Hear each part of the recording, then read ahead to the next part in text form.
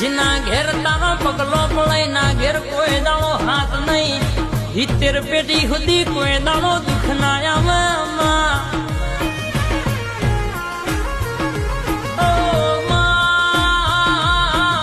જીના ઘેર તારો દીવો જશી ને અગરબત્તી થતી હોય માં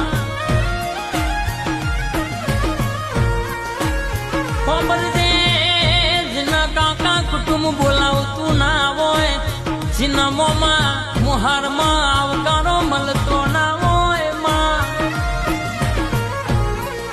જીને જીને દુઃખનો દાડો બેઠ્યો હોય હવારે ખાધું હોય તો હોજે ખાવાનો ઠેકાણો ના હોય માં